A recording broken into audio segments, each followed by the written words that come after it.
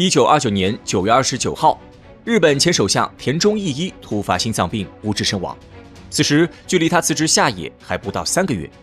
而田中暴毙的真实原因来自于昭和天皇在张作霖遇刺事件后对他说的最后一句话。很多年后，昭和天皇在回忆录中说：“今日想来，是那时年轻所致。”然而，从更深的角度来看，能一句话吓死首相的日本天皇，不可能在日后的侵华战争中只扮演一个边缘角色。昭和天皇裕仁是明治天皇之孙，大正天皇之子。而大正天皇是日本近代史上有名的精神病。1921年是大正在位的第10个年头，然而这位精神病在继位的10年间，行为愈发疯癫。虽然一个无所作为的天皇能让日本政府拥有更大的权力，但天皇毕竟是名义上的国家元首，如果让他在礼仪场合胡作非为，那么自然会带着全日本丢人。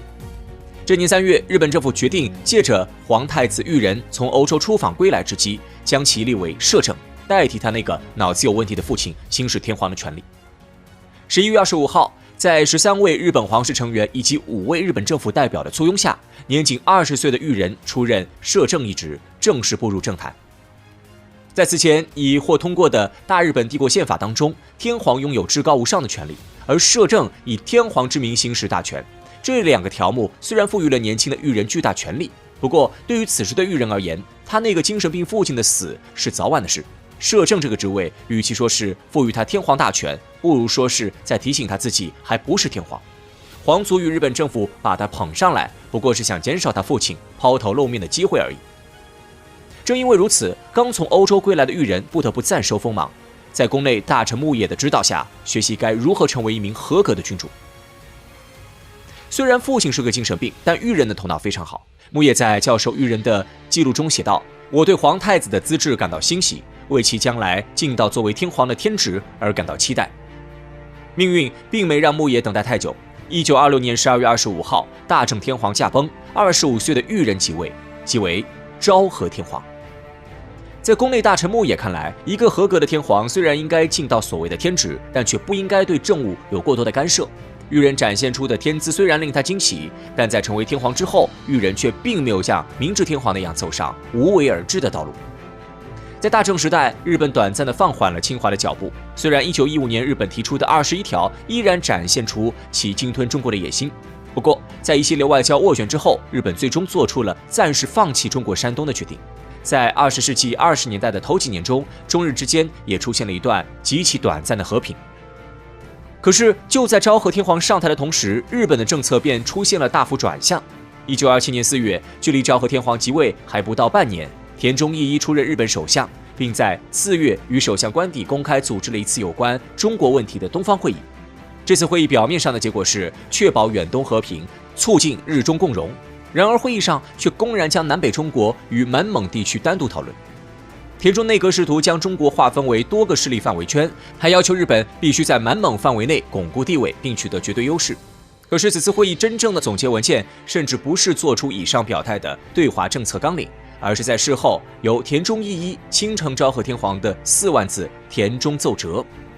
这份由昭和天皇点头确认的奏折，其核心内容以奏折中的一句话便可以高度概括：欲征服中国，必先征服满蒙；欲征服世界，必先征服中国。然而此时，中日之间的表面和平已经维持了将近10年，这种观点如果直接公之于众，无异于向中国宣战。田中奏折之所以没在一瞬间就掀起波澜，是因为这篇文章不仅是一封秘密报告，其内容也指出图谋中国的起点并非全面入侵。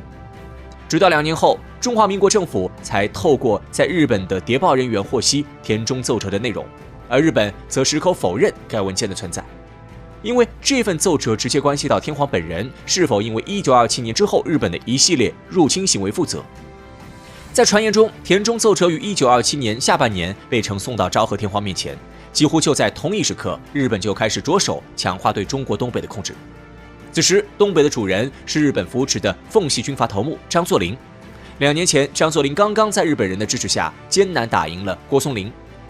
日本人此时正在期待着张作霖投桃报李，能作为他们新一轮扩张的马前卒，帮助日本全面控制满蒙，走好征服世界的第一步。然而，日渐做大的张作霖此时已经黄袍加身为中华民国军政府陆海军大元帅，成为了名义上中国的最高统治者。张作霖并非不清楚自己今天的一切同与日本人的密切合作有着牢不可分的关系。然而现在的他，至少在名义上就是中国的国家元首。在他看来，日本人应该改变态度，别再像过去那样对他吆五喝六。自己养的狗开始不听自己的话，令田中义一大为光火。张作霖没有知恩图报，势必会大大减缓日本人吞并东北的速度。然而，还没等到他重新想好如何处置张作霖，关东军的年轻军官们就抢先一步，逼迫内阁做出选择。1928年6月的一个清晨，张作霖被日本关东军炸死于沈阳皇姑屯站。田中义一几乎在第一时间就得知该事件是关东军下级军官所为，而他们的诉求正是借着这个机会全面入侵中国东北。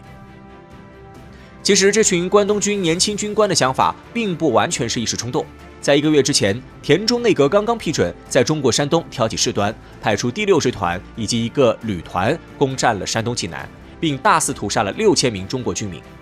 日军在济南尚且敢如此嚣张，那么他们只要自杀了不听话的张作霖，田中内阁必然会允许关东军展开对东北的入侵。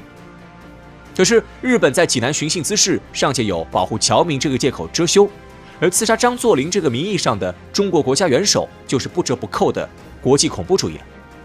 田中义一此时汗流浃背，刺杀张作霖就像一脚油门，将日本鲸吞中国的野心，在他毫无准备的情况下就推向了阳光下面。他真正担心的并非是同中国全面对抗，而是如今的事态与他在田中奏折中对天皇的承诺相比，出现了一些偏差。昭和天皇才是那个真正能决定他生死的人。1928年10月，距离张作霖遇刺已经过去了4个月。此时，昭和天皇正在岩手县观看陆军大演习，但他对演习并不感兴趣。他在等待田中内阁对张作霖遇刺事件给出一个合理的解释。1929年6月27号，他一五一十地向天皇汇报了日本军人如何策划并成功谋杀了张作霖。盛怒之下，他背对着田中说了一句话：“你前后说的话都不一样，以后不要再来见我了。”64岁的田中义一心如死灰，他明白这句话是对他政治生涯判下的死刑。1周后，田中内阁即宣告倒台，而田中义一本人则沉溺于声色之中，不到3个月就因心脏病一命呜呼。虽然从表面上看上去，张作霖之死同昭和天皇并没有关系，然而此事之所以能令天皇如此上心，本质上是因为昭和天皇其实是日后一系列侵华行动的幕后主使。时至今日，日本官方还在隔三差五地宣布田中奏折乃伪造。然而无可否认的事实是，正是昭和天皇上任开始，日本加快了侵略中国的脚步。而田中义一被天皇一句话吓死，也是因为昭和同其前任不同，他是第一位真正意义上履行了帝国宪法所规定的权力的天皇。而这种权力的履行将会对日后的亚洲产生毁灭性的影响。